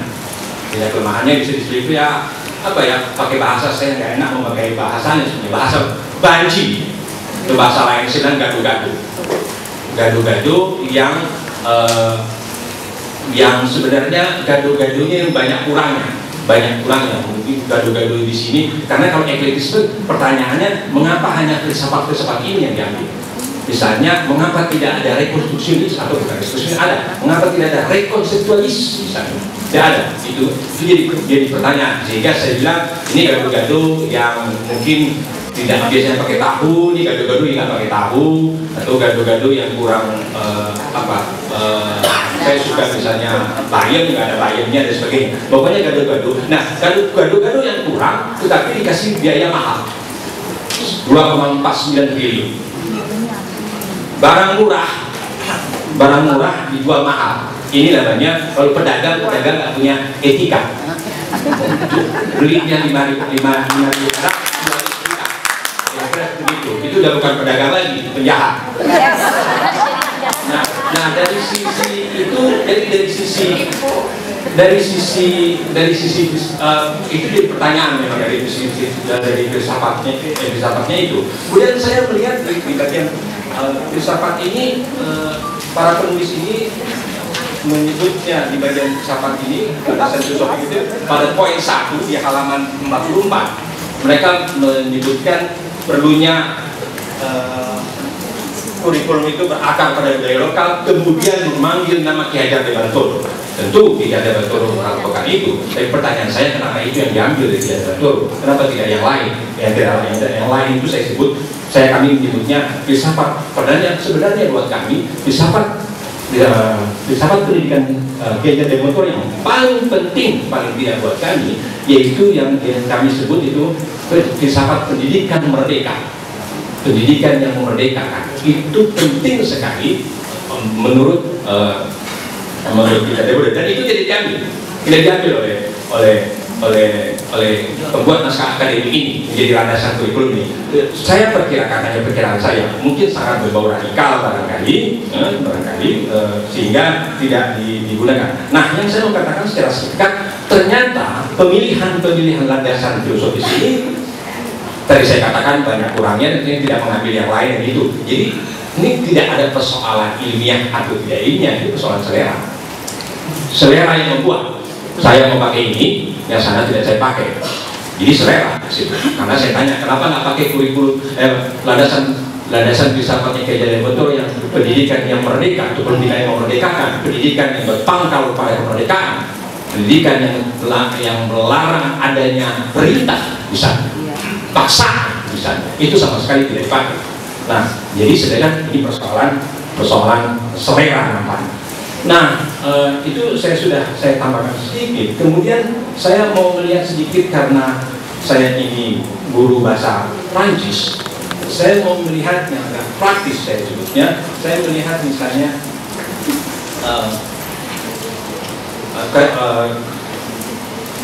kompetisi dasar. Kompetisi dasar, terus terang mungkin Mbak Retno juga pernah tulis di Facebook, kesulitan misalnya untuk menurunkan kompetisi dasar ke yang lebih nyata gitu, dari kelas misalnya, tidak, saya kira itu benar. Nah, misalnya saya ambil kompetisi dasar saja, misalnya dari bahasa Prancis untuk kelas 10, atau sebelum saya ngomong ke situ, pertanyaan saya, apa alasannya menyebutkan kompetisi dasar bahasa dan sastra Prancis? Apa iya perlu diajar sastra Prancis? Tentu kita bisa sebab sastra Prancis misalnya mengajarkan puisi dan sebagainya. Apa iya? Saya hitung kira-kira mungkin dari kelas 1 kalau sampai ada kelas 3 bahasa Prancis gitu ya, 3 jam, 4 jam, 4 jam di kelas 1, kelas 10, kelas 11, kelas 12 sudah. Itu tidak lebih dari 350 jam 3 tahun. Itu hanya kira-kira 1 semester di jurusan bahasa Prancis ini. Ya, lebih dari 1 semester lebih lah sedikit. Mana mungkin belajar sastra? Nah, nanti saya bandingkan dengan yang lain, negara lain. Nah, itu pertanyaan saya. Nah, sekarang saya kembali ke kompetisi dasar. Kompetisi dasar di poin 21 sampai 23 yang judulnya menampilkan, mencerminkan, menerapkan. Terus terang saya bingung, saya sebagai guru. Saya mungkin bukan guru yang terlalu baik di bahasa Prancis barangkali ya, tapi lumayan, sudah 30 tahun saya jadi guru bahasa Prancis. Jadi ya sebodoh-bodohnya saya, ya bagus juga ya. Saya nggak ngerti menampilkan perilaku jujur, peduli, santun, tanggung jawab. Ini saya mau mengajarnya bagaimana? Apa yang saya ajarkan? Saya turunkan kemana? Saya nggak mengerti. Saya nggak tahu ini yang bikin ini guru bahasa asing atau tidak. Kemudian juga mencerminkan perilaku kerjasama responsif dan produktif dan melakukan komunikasi dialog. Saya nggak habis aneh buat saya gitu ya. Nah, kemudian saya langsung saja melompat ke 4142. 1 dan 42. Di sini saya mengolah informasi lisan berbentuk paparan, seterusnya menyajikan informasi secara ini saya gunakan ekspresi anak muda, lebay banget. Berlebihan dan sesederhana aja. Kalau saya jadi guru bahasa Prancis, saya bilang, ini saya gunakan bahasa Prancis, ini sepresantif, katanya memperkenalkan diri. Kata kerjanya memperkenalkan diri. Di buku-buku bahasa Prancis, pengajar bahasa Prancis sebagai bahasa asing, itu dia menyebutnya tidak menyebutkan kompetensi, tapi menyebutkan objektif. Objektif savoir-faire komunikatif kalau bahasa Prancisnya. Bahasa Indonesia mungkin tujuan, keterampilan komunikatif lah, sederhananya seperti itu. Nah, tujuan nggak pakai kompetensi. Nah kalau saya ini mengolah menyajikan itu kan seperti satu memperkenalkan diri. Selanjutnya yang menyajikan informasi dan kita sendiri dari kehidupan sekolah memperkenalkan diri dan memperkenalkan atau menyebutkan atau menginformasikan sesuatu. Présenter quelqu'un bahasa Prancis atau présenter quelque chose. Itu kalau saya dulu bahasa Prancis sini. Nah, jadi ini buat saya berlebihan dan membingungkan, pasti membingungkan para guru kalau betul kan. Tapi itu tidak beralasan kemudian pemerintah membuatkannya. Saya juga tidak terlalu yakin mereka bisa membuatkannya. Baik, atau kemudian yang 31, 32 sampai 34. Saya mengacu ke Pak Kaswanti, Bambang Kaswanti di Kompas kira-kira berapa hari yang lalu menulisnya. Nah, yang dia bilang mengajar bahasa Indonesia itu kembali ke lampau, masa lampau tahun 70-an, 75, yaitu dia menggunakan metafora yang bagus, yaitu guru itu di kalau gunung es itu di laut, di gunung ujungnya itu bagian yang terlihat menjelaskan bahasa, mengajar bahasa dengan menjelaskan. Tadi sebutkan penggunaan adalah gitu. Nah, sebenarnya yang harus diajarkan bahasa Prancis atau bahasa Indonesia atau bahasa asing itu gunung yang tidak terlihat, bukan ujungnya. Nah, itu gimana caranya? Yaitu menggunakan bahasa. Nah ini ketika memahami arti itu menjelaskan. Nah, 31 memahami ujaran, ujaran. Jadi siswa nanti itu diajarkan, diterangkan karakteristik bunyi. Itu layaknya ketika saya harus mengajar di tingkat 1 paling semester 2 di sini bahasa Prancis yang namanya mata kuliah fonetik dan fonologi untuk menjelaskan apa ciri bunyi U bahasa Prancis, bunyi A, bunyi I misalnya, itu bagaimana bunyi Z, bunyi B misalnya begitu, apa karakteristiknya itu dijelaskan. Itu nggak ada gunanya. Oke, itu nggak ada gunanya kalau itu diajarkan di sekolah. Nah, saya sependapat dengan Pak Bambang Kaswanti itu bukan mengajarkan bahasa, bukan untuk menggunakan bahasa. Nah, saya ambil terakhir aja, saya cepat mudah-mudahan. Ini ada saya kasih terakhir, ambil contoh. Saya ambil contoh sebenarnya, contoh di Inggris. Di Inggris ini juga sedang membuat kurikulum baru sebenarnya, tapi tidak seperti kementerian kita ini. Mereka sudah sebutlah istilah yang sama yang mensosialisasikan itu di internet tahun 2011. Dan saya yang orang asing bisa membaca itu. Bentuknya seperti ini. Bandingkan dengan yang ini.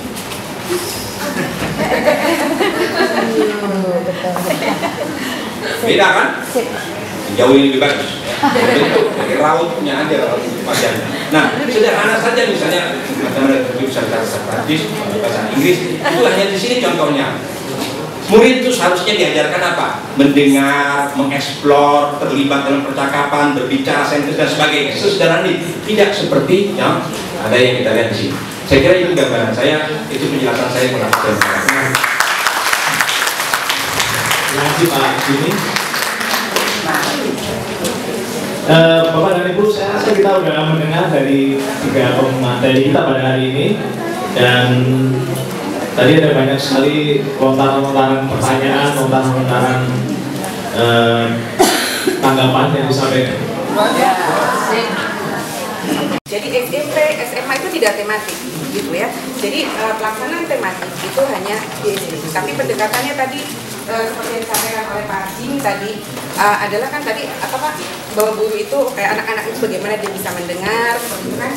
lalu dia menelaah seperti itu. Nah, memang pendekatan di dalam pelaksanaan kurikulum 2013 nanti di dalam proses pembelajaran yang bagaimana kita bisa melakukan pendekatan scientific approach tadi. Jadi anak-anak itu bagaimana supaya ditingkatkan kreativitas anak-anak tadi gitu. Jadi dengan pendekatan scientific approach diharapkan kreativitas anak nanti akan bisa meningkat, karena berdasarkan penelitian kalau nggak salah ada dari buku kurikulum tadi katakan bahwa kreativitas anak-anak itu didapat 2/3-nya itu adalah dari pelaksanaan pendidikan di sekolah di samping intelijensia.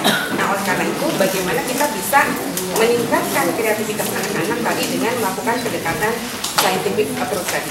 Lalu tadi juga disampaikan bahwa ternyata saat ini pelajaran-pelajaran SD berat, seperti itu materi-materinya berat. Memang betul. Jadi pelaksanaan kurikulum 2013 ini pun kita seperti saya sampaikan tadi, itu tentu saja melalui proses evaluasi di awalnya. Kita evaluasi dari buku-buku yang ada di tingkat SD, di mana kalau ada di paparan saya tadi katakan bahwa di SD itu sudah ditanya mengenai misalnya struktur organisasi pedesaan seperti itu, yang sebenarnya bukan pada tempatnya anak-anak di tingkat SD itu untuk mendapat materi-materi yang sangat berat seperti itu. Nah, oleh karenanya buku pun kita lihat gitu bahwa di mana kira-kira materi yang dirasakan berat, dan kita pun tentu saja tidak mentah-mentah mengambil apa yang ada di dalam tim dan course, tapi kita coba evaluasi kira-kira mana yang bisa tepat diterapkan di dalam Indonesia konteks, mana yang tidak, dan kita juga melakukan evaluasi kira-kira materi-materi mana yang kira-kira dirasa terlalu berat kemarin. Bahkan di SD itu materi-materi ajarnya ada yang materi yang ada di bahasa Indonesia diajarkan lagi di mata pelajaran IPS misalnya seperti itu. Jadi ada beberapa materi ajar yang ternyata diajarkan di tempat-tempat yang lain. Karena itu kita mencoba merevisi buku itu sehingga akhirnya pelajaran kita tadi berbasis tema. Gitu. Saya yakin kalau adanya buku bisa memberi pembelajaran yang sangat menyenangkan di lapangan, anak-anak itu saya yakin tidak akan pernah merasa bosan untuk mendapat pendidikan. Lalu tadi yang ingin ditekankan bahwa di dalam perubahan kurikulum 2013 ini nanti ada semacam ini. Jadi kita mendekatkan itu nanti terhadap dan attitude. Di mana attitude anak-anak ketika dia di SD itu knowledge-nya lebih sedikit dibandingin nanti di samping dibandingkan penekanan terhadap skill dan attitude. Ketika dia SMP, maka dia nulisnya semakin ditambah, skill dan attitude seperti ini. Begitu dia nanti perguruan tinggi, otomatis skill dan attitude sudah stay di situ, sehingga pengetahuan-pengetahuannya akan lebih digali lebih dalam. Lalu terkait dengan persoalan fasilitas, itu kan nanti menjadi tantangan kita. Gitu. Bagaimana kita bisa tadi kalau sekolahnya kecil seperti itu, bagaimana anak bisa attitude-nya bisa terbentuk seperti itu tadi, seperti disampaikan oleh Ibu Nara seperti itu kan nanti tantangan dari pelaksanaan dari kurikulum 2013 ini.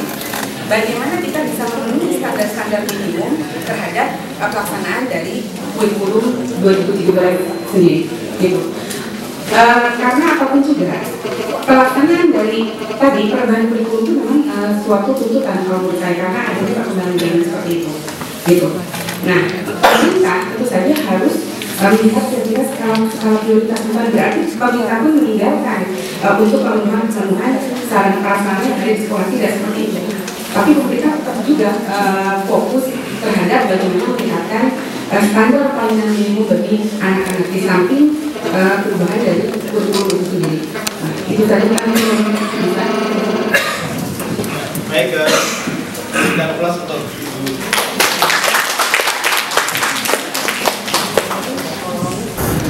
saya rasa saya akan membuat sesi pertanyaan. Kalau nggak salah waktunya sampai jam berapa tadi ya? Saya lihat pertanyaan.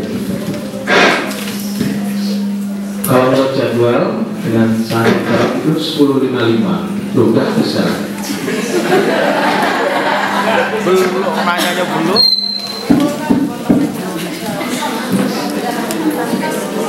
Oke, saya rasa kita kalau tadi ini waktu listrik mati, saya minta pada sesi sebelumnya nambah waktu sedikit, boleh ya? Tanya jawab. Ya. Saya akan buka pertanyaan untuk 4 orang. 4 orang penanya. Ini yang di sini banyak sekali. Yang di sini. Nah, baik, dari dua ya. Mohon maaf, ibu 1, bapak 2, belakang 1, 2. Langsung ditekan aja ke sini Pak. 1, 2. Kemudian bapak 1, ibu 2. Jadi 2 laki, 2 perempuan, depan belakang. Ibu bisa langsung ke sini Bu. Mohon maaf, ini karena waktunya terbatas. Janji dengan saya pertanyaannya singkat. Kenalkan langsung 1 pertanyaan aja. Kepada siapa? Langsung di sini Bu ya. Assalamualaikum warahmatullahi wabarakatuh. Saya Mifianti dari SMP Negeri 30 Jakarta. Buat saya Beberapa bulan 2013 itu masih sangat samar, makanya saya memaksakan diri untuk kemari walaupun hari libur. Tadi ada sedikit penjelasan, tapi masih saya perlu pertanyakan. Ini guru SMP yang akan dilatih untuk kurikulum 2013 itu 20% se-Indonesia. Kemudian pelatihannya bulan Juli. Sementara kalau saya tadi tidak salah tangkap, bulan Juli itu sebagian kecil sekolah itu sudah akan melaksanakan kurikulum baru. Saya bingung, kebetulan saya di SMP 30 Jakarta itu, Jakarta Utara itu jadi barometer Bu. Ditanya-tanya sama teman-teman gitu kan, wakil kepala sekolah aja nggak tahu gitu. Saya jadi bingung. Dia pertanyaan nggak ngerti. Sekarang pas sudah kayak gini saya jadi tambah bingung gini Bu. 2013 Juli dilaksanakan, tapi Juli juga baru disosialisasikan. Jadi rasanya sekarang saya baru mulai ngerti kenapa teman-teman itu menolak. Kalau saya bukan menolak Bu, tapi barangkali kita perlu waktu untuk lebih bijaksana, untuk lebih mempersiapkan semuanya gitu. Karena saya aja kebetulan suami saya tim pengembangan kurikulum, tapi sampai kemarin saya tanya gimana sih dibelajar, kok teman saya TK katanya banyak hilang. Ada alternatif 1, ada alternatif 2, tapi nggak tahu yang gimana. Ada yang dipakai TK-nya, ada juga yang enggak. Saya bingung benar. Kemudian yang satu lagi, satu penting nggak Pak? Sebentar. Boleh nggak dalam RPP yang katanya bahasa Indonesia dan pelajaran yang begitu kan RPP-nya disiapkan dari Kemendikbud. Kemudian boleh tidak kami sebagai guru memberikan satu pengembangan atau perubahan di dalamnya sesuai dengan situasi kondisi sekolah. Terima kasih Bapak. Assalamualaikum warahmatullahi wabarakatuh.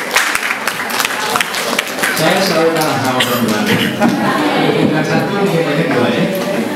Bapak tadi yang 2, sini Pak. Langsung aja untuk poin 1 pertanyaan Pak ya. Oke, saya korban di orang mahasiswa di UNJ.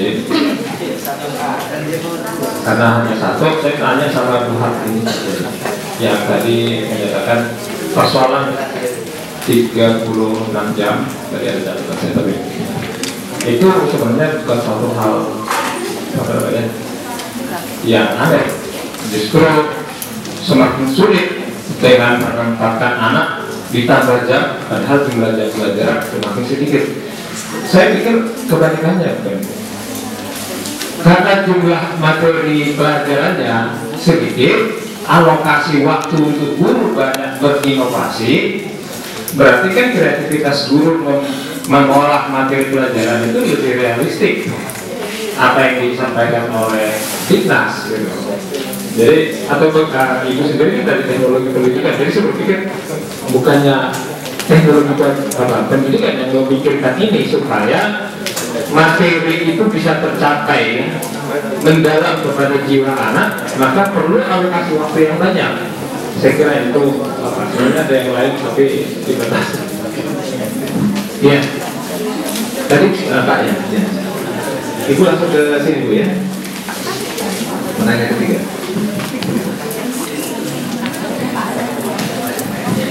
Assalamualaikum warahmatullahi wabarakatuh. Saya Bang Jinus dari Sukabumi. Yang ingin saya tanyakan, beberapa waktu yang lalu di harian itu dan juga dibahas di media itu, ketika dihitung-hitung ternyata jam pelajaran di Indonesia itu setahun itu waktu belajarnya banyak. Katanya kalau dibanding dengan Korea Selatan atau Amerika, di sana katanya 1 libur sampai 3 bulan. Bahkan tidak sempat pulang dulu ke Indonesia untuk belajar di Indonesia. Dibandingkan dengan negara Indonesia atau kita itu masa belajarnya itu katanya cukup banyak, jadi kelamaan. Tapi ketika kita baca lagi kemarin yang dipublik oleh Dinas Pendidikan itu, kok malah jadi kurang. Waktu belajar di Indonesia sehingga harus ditambah seperti yang tadi disampaikan oleh narasumber tadi. Nah itu gimana itu? Sebelumnya terlalu lama, malah saya dulu kayaknya enak juga kalau libur selama 3 bulan kayak di Amerika sana. Tapi ternyata malah ditambah. Baik, terima kasih. Baik, yang terakhir tadi Bu ya.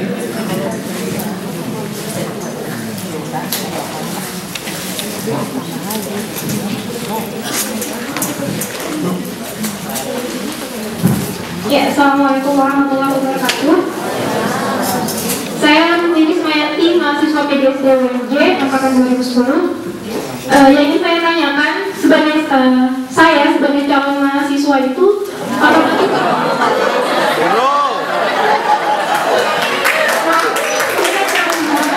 itu kan lebih langsung ya ke dalam sekolah langsung gitu. Insya Allah saya dan teman-teman di angkatan 2010 itu akan lulus di tahun 2014 dan otomatis sudah dilaksanakan itu kurikulum 2013. Nah, agak kurang adil kalau misalnya pelatihan itu hanya diberikan kepada guru, sedangkan kami sebagai calon guru masih buka dengan kurikulum 2013.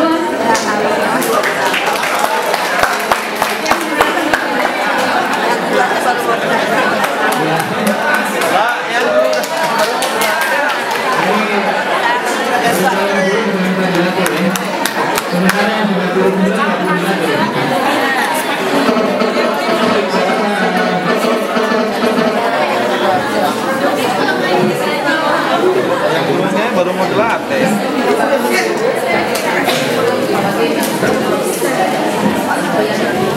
Bapak Ibu sekalian, mungkin saya ingin menanggapi dari penanya pertama tadi terkait dengan pelatihan katanya menyantui. Jadi ingin saya sampaikan bahwa pelaksanaan pelatihan itu tidak di bulan Juni, gitu ya. Jadi pelaksanaan pelatihan itu kita akan lakukan di bulan Mei dan Juni.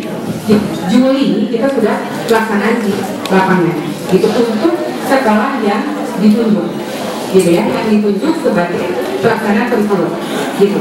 Nah bulan Juli itu sudah jelas tadi disampaikan itu adalah sudah implementasi dan tentu saja nanti akan didampingi oleh tim pendampingnya, gitu ya. Bapak Ibu semuanya yang bertanya, gitu ya. Jadi bukan hanya itu ya, nanti pelaksananya adalah pelatihan di Juni dan Juli nanti sudah pelaksanaan di lapangan, gitu. Jadi kita masih punya waktu. Lalu terkait dengan sosialisasi, memang kita belum melakukan sosialisasi secara massal. Mungkin tadi sudah disampaikan di awal bahwa anggaran kami pun saat ini masih didiskusikan di DPR. Oleh karena itu kita belum bisa melakukan sosialisasi. Oleh karena tadi pasti gaungnya sudah kencang kurikulum 2013, tapi memang kita sendiri belum bisa melakukan sosialisasi seperti ini. Oleh karena itu sangat berterima kasih sekali dengan teman-teman di UNJ melalui BEM-nya tadi menginisiasi ini sehingga paling tidak Bapak Ibu semua terinformasikan lebih awal terkait dengan kurikulum 2013 seperti itu. Lalu terkait dengan tadi RPP, jadi mungkin ini nanti di tayangan bisa diminta ke panitia. Kalau dulu pemerintah itu menyiapkan semuanya, kan ini warna kuning ini adalah disiapkan pemerintah. Gitu. Jadi dulu pemerintah menyiapkan buku, menyiapkan silabus seperti ini dulu, dan nanti sekarang tidak seperti itu. Jadi yang maksudnya yang warna kuning ini yang disiapkan di sekolah semua, dari mulai silabus, pemilihan buku ini disiapkan di sekolah. Nah ke depan dengan pelaksanaan kurikulum 2013 itu semua disiapkan oleh pemerintah. Jadi guru nanti setiap guru akan punya buku guru, setiap siswa punya buku siswa, perjalanan satu-satu semuanya.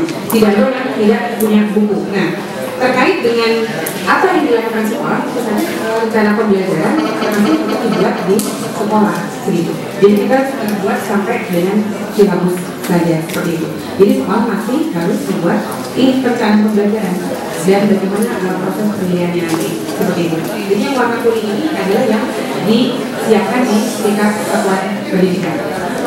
Lalu terkait dengan pertanyaan tadi adik kita yang menjadi mahasiswa, nah inilah saya mungkin sangat sepakat kalau seandainya ada kebijakan-kebijakan baru terkait dengan guru, gitu ya, terkait dengan pendidikan ini sebaiknya kurikulum pendidikan di dalam perguruan tinggi pun sudah mulai harus diubah, gitu, harus mulai dilirik. Jangan sampai nanti anak-anak didik ini begitu lulus, mahasiswa-mahasiswa yang begitu lulus tidak menjadi guru yang siap pakai, masih harus dilatih lagi untuk menjalankan pendidikan di lapangan. Nah, oleh karenanya itu mungkin nanti di dalam proses pendidikan di perguruan tinggi ini sudah mulai disonding mengenai kurikulum 2013 seperti apa, gitu. Sehingga nanti tidak ada gap yang jauh antara lulusan dengan apa yang terjadi di lapangan. Itu aja saja. Baik, terima kasih. Ini kayaknya lebih mungkin suaranya pakai ini.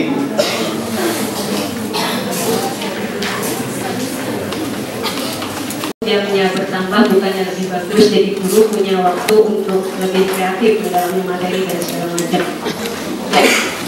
Ini begini Pak, tadi sempat saya tayangkan via Zoom, di mana anak-anak SD itu masih preoperasional, ya.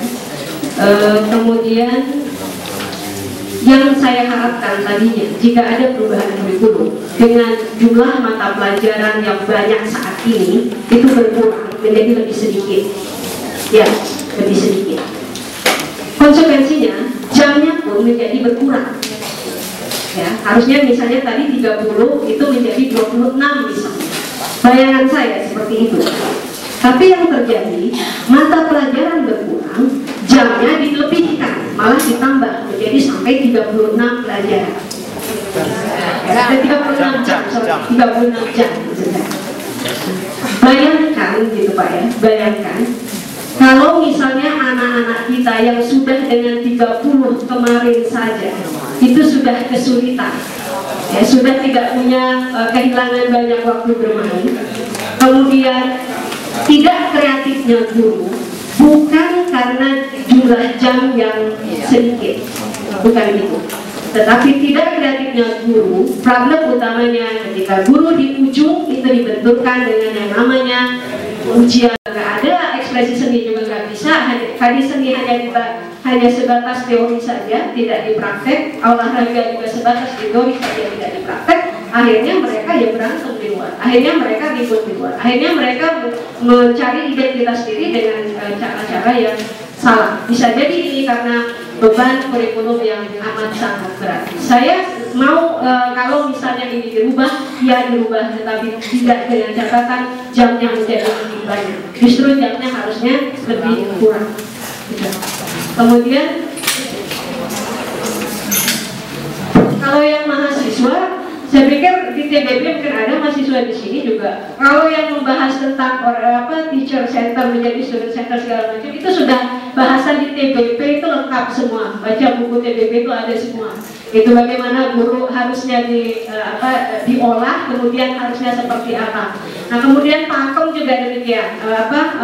Pembelajaran kreatif, aktif, menyenangkan segala macam itu Dinas punya kan, Dikbud punya gitu kan. Itu sudah dari guru sudah ada gitu. Suasana yang menyenangkan itu harus dibangun, yang lebih kreatif dan segala macam. Tapi akhirnya menjadi macan ompong ketika tadi gitu. Kalau misalnya yang pelaksana di lapangan tidak bisa melakukan itu, ya juga tidak akan bermanfaat begitu. Nah kalau misalnya ingin serius ya untuk 2013 ini ditunda. Ya dengan catatan misalnya, oke sekarang uji coba. Misal uji coba kalau misal mau, tapi ini belum diberlakukan 2013. Tapi uji coba, ambil beberapa sekolah, misalnya kita coba. Kalau misalnya ini sudah dianggap kurikulum yang cashback banget, yang bagus banget, begitu, kita riset dulu, kita lihat dulu gimana hasilnya.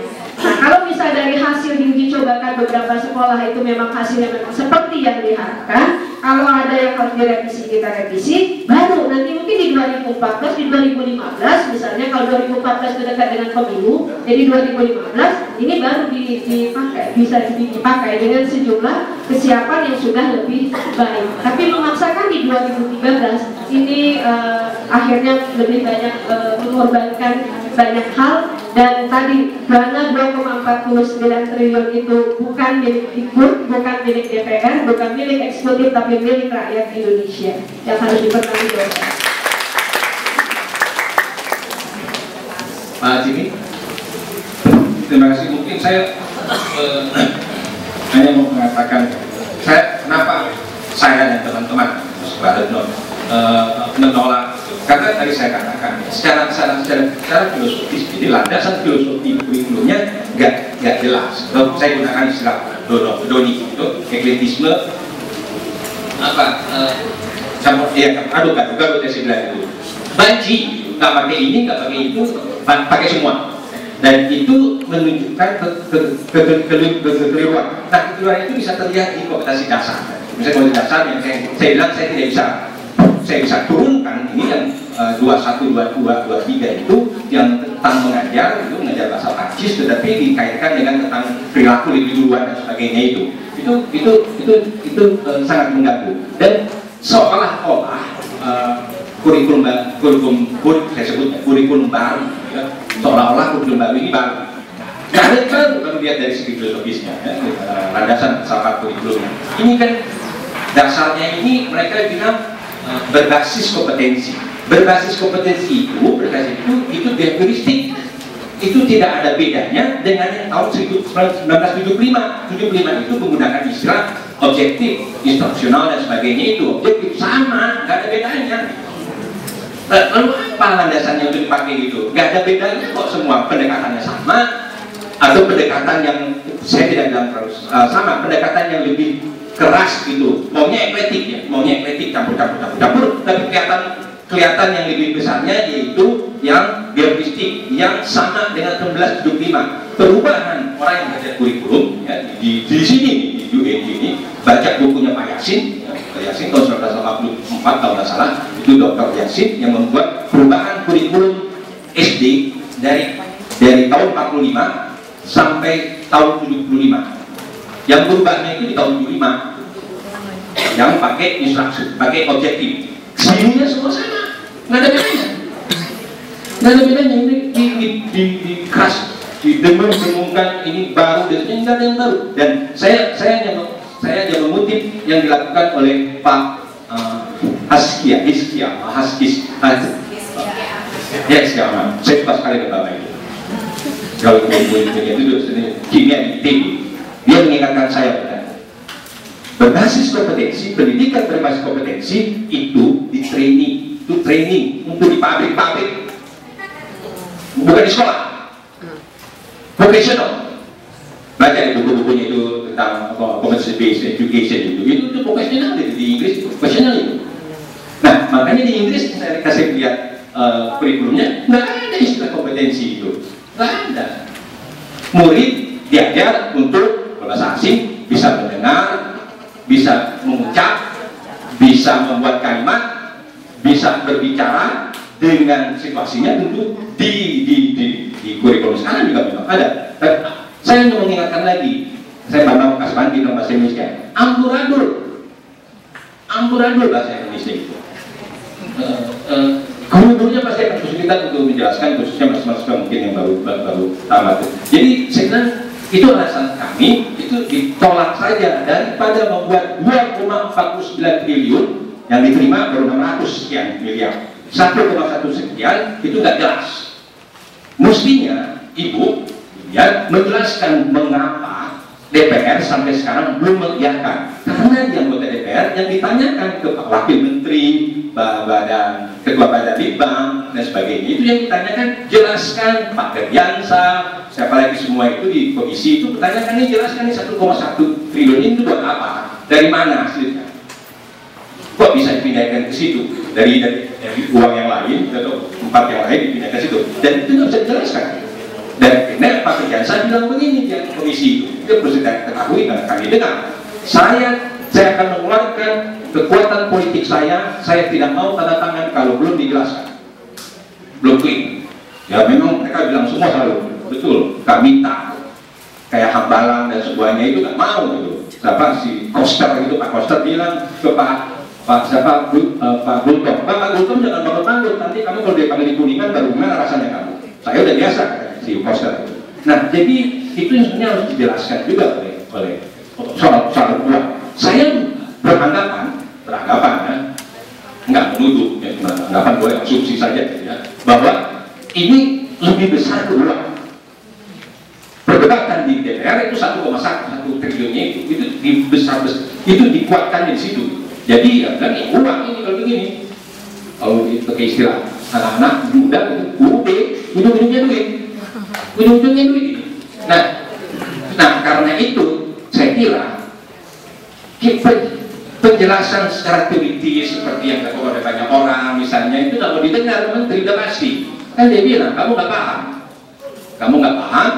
kalau mau baca dulu baru paham tadi.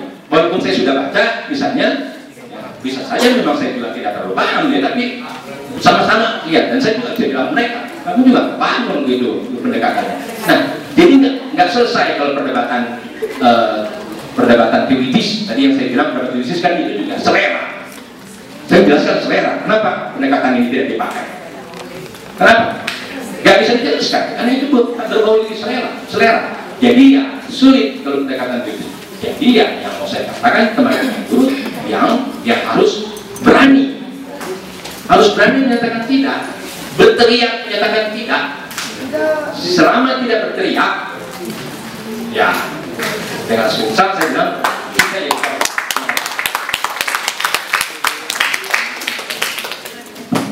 Baik, terima kasih Pak. Kalau jadi panas kita agak asing. Kira-kira 3 minggu yang lalu kami membuat kurikulum di Surabaya dan saya juga memimpin forum itu dan saya membuka dengan satu pertanyaan yang saya berharap pembicara dari tim pembuat kurikulum menjawab. Pak, apakah harus diterapkan 2013? Saya pertanyaan sederhana sama seperti Anda. Pertanyaan sederhana, jawabannya yang tidak sederhana. Harus sekarang. Karena kalau tidak, 2014 kita nggak mungkin lagi sibuk politik. Saya sudah lama menduga pasti akan zaman begitu. Tapi ketika dikatakan langsung oleh tim inti membuat kurikulum, saya jadi bertanya, sebenarnya ini urusan politik atau urusan akademis? Saya ingin bahwa urusan kurikulum adalah urusan akademis, tidak boleh dibawa ke ranah politik. Jadi kalau kita harus faktanya harus berubah, memang saatnya memang kita membutuhkan perubahan, bukan karena itu menjadi perubahan. Nah, saya tidak tahu apakah Kemdikbud ini karena beliau itu seorang doktor yang bukan akademis sehingga ngomong apa adanya seperti itu. Ya, memang begitu faktanya kami harus membuat ini harus diterapkan tahun 2013. Jadi Bapak dan Ibu, meskipun tadi dikatakan pelatihannya baru bulan Mei dan Juni, kalau pemerintah mengendaki perubahan maka siap atau tidak siap. Dia harus diterapkan kan begitu maunya. Nah yang saya ngeri adalah Bapak dan Ibu, kegagalan kita di KTSP di mana guru tidak dipersiapkan maka akan berulang lagi pada 2013. Dan kalau kita menyangkut uang yang besar sekali sekarang yang Pak Jimmy, tentu kita akan agak dengan berat hati. Oleh karena itu contoh saja misalnya dikatakan oleh Bu Haryani, saya coba mengambil kesimpulan. Kalau keputusan pemerintah adalah menambah jam pelajaran, alasannya adalah karena materi TIMSS dan PISA banyak yang belum diajarkan. Tadi ada alasannya. Kita baca nggak sih rekomendasi dari TIMSS? Mengapa matematika di Indonesia jeblok? TIMSS itu mengatakan matematika di Indonesia skornya jeblok karena guru-guru di Indonesia kalau mengajarkan matematika mereka menggunakan simbol-simbol, langsung masuk menggunakan rumus. Ya waduh, X plus 2Y sama dengan 100 X, apa jadi berapa? Kan begitu Bapak Ibu? Iya.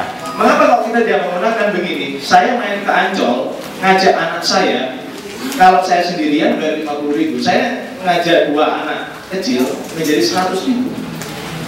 Lalu tiketnya anak kecil harganya separuh dari tiket saya. Lebih mudah dimengerti. untuk kita menggambarkan 2X plus Y sampai dengan 100. Daripada langsung masuk ini adalah 2X plus Y, itu simbol-simbol. Nanti itu mengatakan kegagalan guru Indonesia mengangkat prestasi matematika adalah karena kita terlalu banyak menggunakan simbol. Apakah karena jam pelajarannya kurang di Indonesia?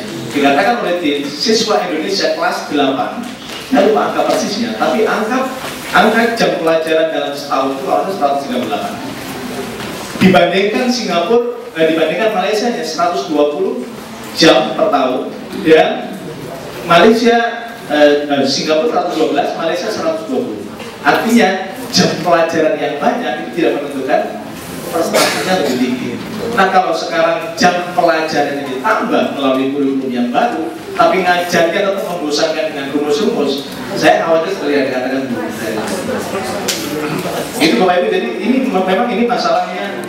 Makanya kita selalu ngomong dulu pada Kemdikbud, masalahnya apa dulu nih? Masalah politik atau masalah akademis? Kalau masalah akademis nggak apa kita berdebat di sini. Tapi kalau masalah politik, itu bisa apa gitu kan?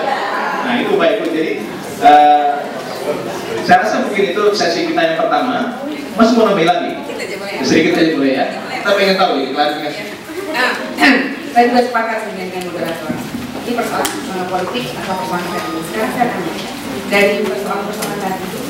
Karena ada kenapa suara. Tidak ada suara.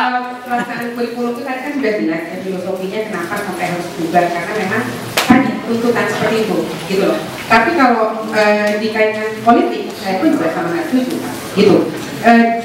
Diubah karena memang tuntutan zaman yang harus sudah dilakukan perubahan, taruhlah seperti itu misalnya. Lalu persoalan tadi implementasi, saya juga nggak setuju ya. Tadi kan kita sepakat bahwa sebenarnya kementerian ini tidak melaksanakan kepada seluruh guru.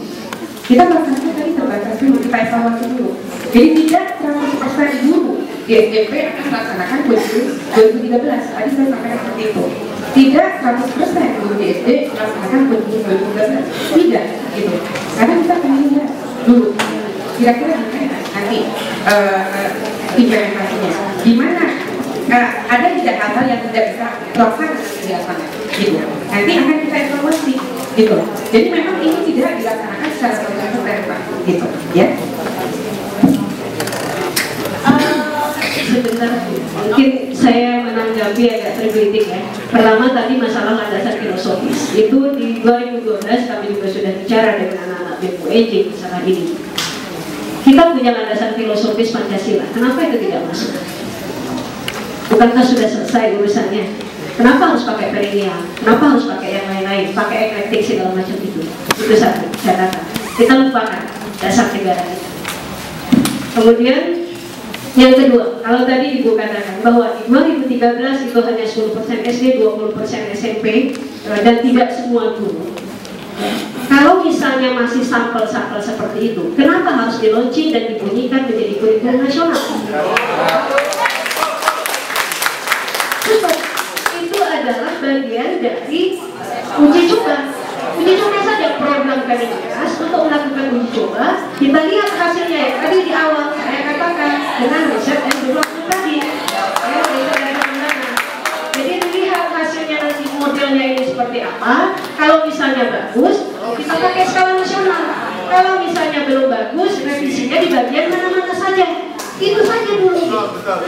Kemudian yang berikutnya tadi dikatakan Pak Jimmy, tidak ada yang menarik, tidak ada hal-hal baru yang ditawarkan di kurikulum nasional 2013. Ya, dari awal kami juga dengan mahasiswa sudah mengatakan itu. Tidak ada hal-hal baru yang didapat dari 2013 ini. Karena tadi kalau misalnya orientasi dari siswa ke guru ke siswa itu sudah lama kita bicarakan. Kalau perubahan di psikomotorik dan afektif yang menjadi penekanan itu menjadi sia-sia kalau tanpa fasilitas, tanpa perbaikan yang lain-lain. Daripada 2,49 itu untuk biaya, kalau tadi dikaitkan dengan politis, saya juga pernah mendengar salah satu anggota Komisi 10 dalam diskusi seperti ini juga mengatakan bahwa 2014 itu ada suksesi kepemimpinan nasional. Partai masuk angin. Partai masuk angin tidak bisa dikerok dengan uang recehan. Nah, kalau ini misalnya dikaitkan ke sana begitu, nah ini kan bahaya. Masa mengorbankan kepentingan anak bangsa, ya, hanya untuk kepentingan suksesi sesaat, gitu. Yang itu pun hasilnya juga tidak jelas. sorry ya Bu ya, saya mesti katakan, mungkin ini menjadi asumsi kami, karena profesor-profesor di sekolah, di kampus-kampus negeri ini mayoritas masih mempertanyakan kurikulum 2013 dan mereka punya otoritas untuk mengkritisi kurikulum 2013 ini. Nah kemudian legitimasi mana yang mau dipakai? Apakah hanya Muhammadiyah, NU dan pendidikan Kristen, dan tadi juga sudah dinyatakan Muhammadiyah tidak, pendidikan Kristen tidak, tinggal NU, gitu kan? Sementara mayoritas guru itu tidak jelas di lapangan, tapi Jakarta aja masih masalah, gitu. Apalagi Indonesia yang ada di Papua, yang ada di Sabang sampai Merauke sana. Sementara kemarin Pak